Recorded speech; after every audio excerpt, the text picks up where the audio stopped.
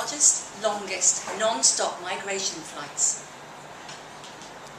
It's funny what springs to mind on a long drive, but then everything about Henry's drive is rather unusual. The road is one he knows well, but hasn't had the occasion to travel.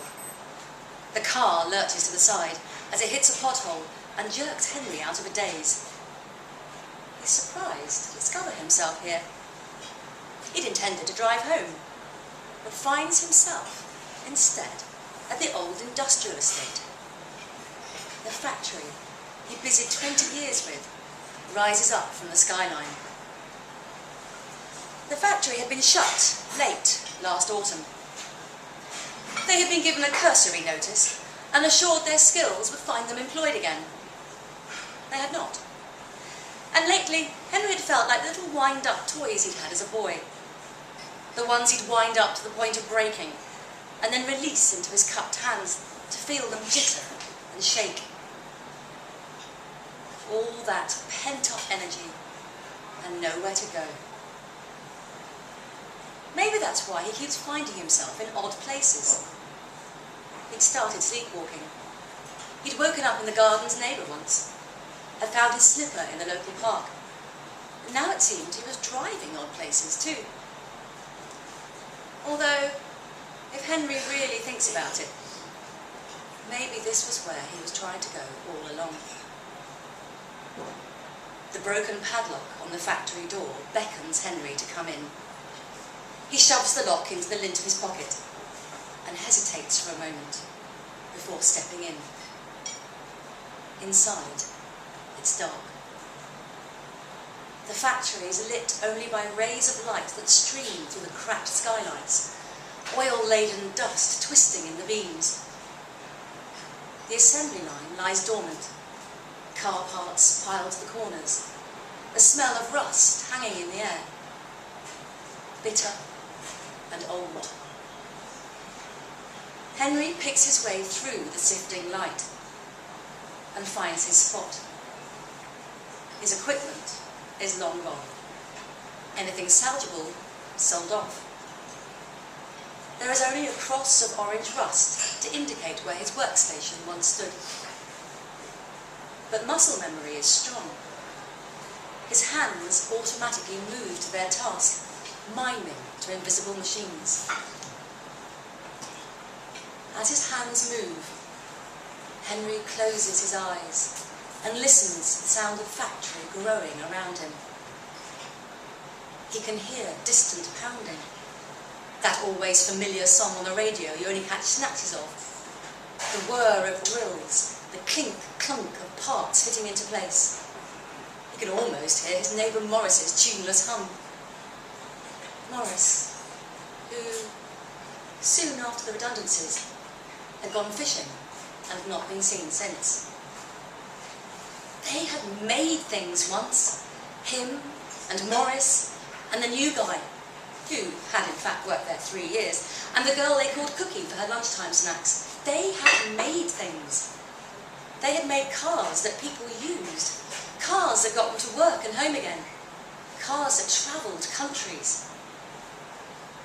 He had known then what his days would bring, how they would begin and end. Now, there was nothing, and time stretched as infinite and unknowable as the night sky. Henry throws the padlock into the silence. The metal smacks hard into the wall and clatters to the floor, leaving the factory vibrating with Henry's frustration and startling the birds. For hidden inside broken mechanical arms and sheet steel presses, birds made their homes, and from them they streamed, filling the factory with their fervent calls. Dark-winged shadows spiralling over Henry and up and up, through the broken ceiling windows and into the light of the outside world. In the airy stillness left in their wake, Henry sees it. The egg. A single one, tucked into a weathered metal drawer. Its delicate pastel blue shell nestled there like an Easter surprise. Maybe that's why he takes it. Or maybe it's because he doesn't want to leave the factory alone. Lately, Henry can't tell you why he does most of the things he does. But he trusts his hands, and the fat, round egg feels good cupped in his palm. On the drive back, the egg presses against his chest pocket, bringing the memory of his daughter's heavy head as he had cradled it against his chest in the bath, trickling water over the soft wafts of hair. His heart beats against it, and Henry wonders, again, how on earth he will look after something so fragile. He takes the egg to the nearest thing to a pet shop, an aquarium and reptile shop oddly located in between the local church and a McDonald's. The man at the counter stares at Henry through his heavy Monday morning hangover, but, spotting an easy sell, recommends a heat lamp, which, incidentally, is only sold as part of a lizard habitat, lizard included. Henry carts the tank under his arm, eyeing the green lizard warily. Its splayed feet edge their way up the sides, looking for escape. Outside, a kid of no more than 10 kicks at the tyres of a chained BMX.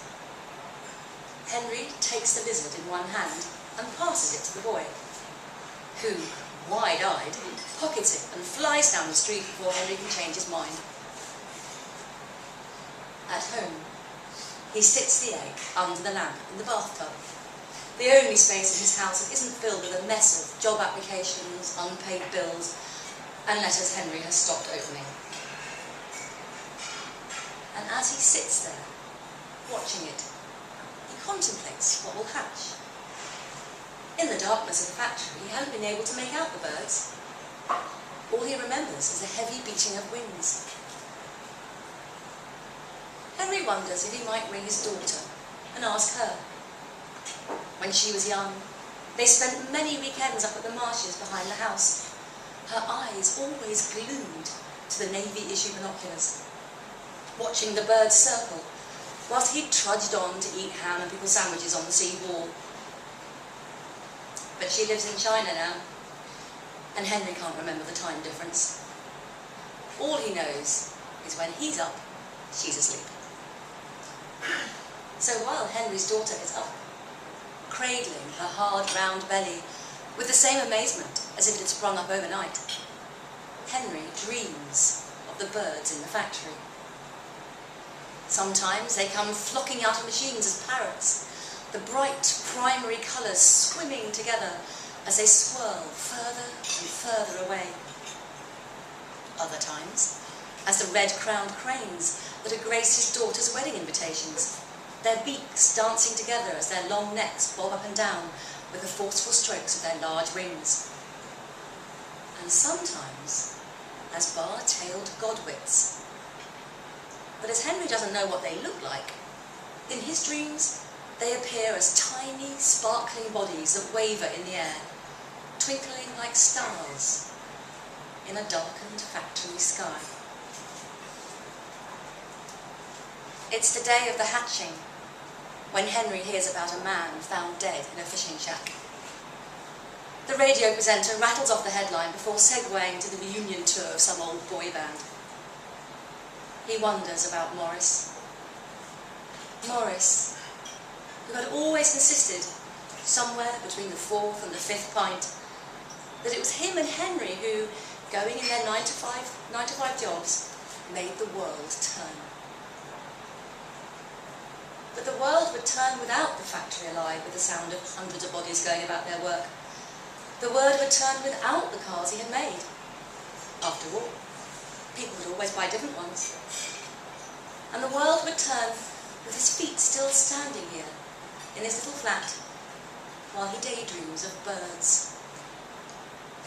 And for the first time, standing still, Henry feels totally lost. And as the egg begins to crack, he wonders if it's too late to start over. He thinks about his daughter, about how, under the gentle persistence of her quiet husband, she'd invited him over to Hong Kong once. He had turned her down, on the grounds he wouldn't like the food.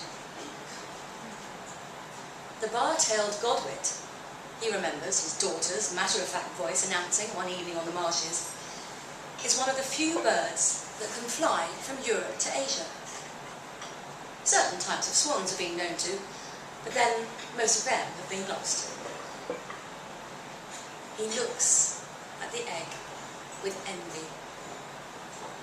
Because the great thing about birds, Henry muses, is that even lost, they end up somewhere new.